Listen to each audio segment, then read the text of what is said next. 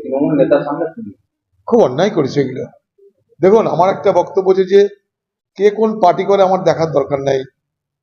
আমরা যদি গণতন্ত্রের কথা বলি, তাহলে গণতন্ত্রের সকলের ভোট মতামত প্রকাশের অধিকার আছে। আপনি সুপ্রিম কোর্টের জজকে বলছেন যেন কোনো পক্ষপাতিত্ব না হয়, অথচ আপনি প্রতিদিন পক্ষপাতিত্ব রাজনীতি করছেন। এ দুইয়ের মধ্যে যে বৈষম্য, এটা খুব দৃষ্টিকটু। মহিলা মহিলা সে কোন পার্টির আমার দেখার দরকার নাই। প্রত্যেকের কোন যে যাক দল করার অধিকার আছে। সেখানে হঠাৎ করে মহিলাদেরকে এইভাবে নির্যাতন কেন করতে হবে?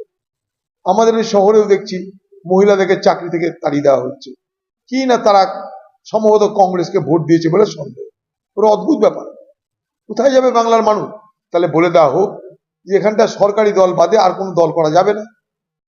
সেটাও তো বলছেন না আপনারা।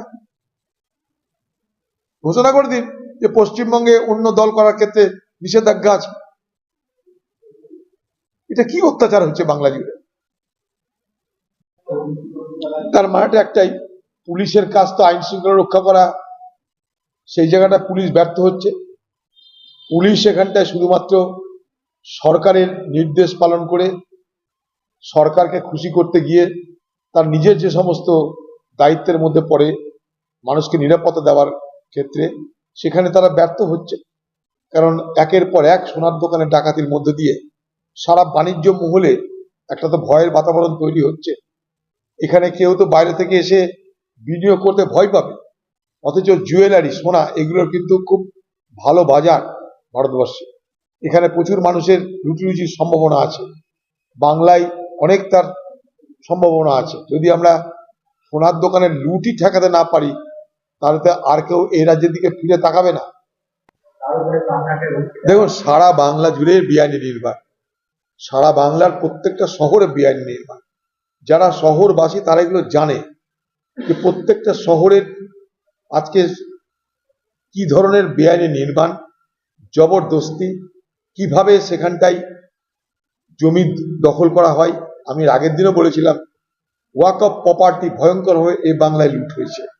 আরেকটা জিনিস লক্ষ্য করবেন, ছোট ছোট শহরগুলোতে যখন প্রমোটারি হচ্ছে, বড় বড় বিল্ডিং এর সামনেই তখন ট্রান্সমিটার বসিয়ে দেওয়া, ট্রান্সফরমার বসিয়ে দেওয়া হচ্ছে। প্রত্যেকটা বিল্ডিং এর সামনে ট্রান্সফরমার। এই ট্রান্সফরমারের যে রেডিয়েশন, তার উপরে কিন্তু কোন রকম ভাবনা চিন্তা করা হচ্ছে না।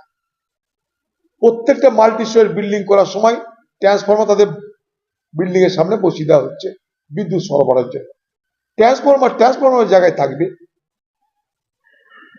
বাড়ির জায়গায় থাকবে, আন্ডারগ্রাউন্ড লাইন আসবে, বাড়িতে বাড়িতে কানেকশন হবে, ট্রান্সফরমার দূরে থাকবে। এটাই আমরা জানি, যে কোনো শহরে এটাই দেখতে পাই। পশ্চিমবঙ্গের ঠিক তার উল্টে। আপনি এই বহরমপুর শহরে ঘুরুন বা ছোট ছোট শহরগুলোতে ঘুরুন, দেখবেন মাল্টি স্টোরি বিল্ডিং এর জন্য পারমিশন যারা দিচ্ছে, তারা ট্রান্সফরমার কোথায় বসানো হবে তার জন্য কোনো তাদের ভাবনা চিন্তা নাই। প্রত্যেকটা মাল্টি স্টোরি বিল্ডিং এর সামনে একটা করে ট্রান্সফরমার বসিয়ে দিচ্ছে। এটা কিন্তু স্বাস্থ্যের জন্য, ভবিষ্যৎ প্রজন্মের জন্য ভালো কি খারাপ তার কোনো বিবেচনা হচ্ছে না। আমরা চাই এটার একটা পূর্ণাঙ্গ তদন্ত হোক।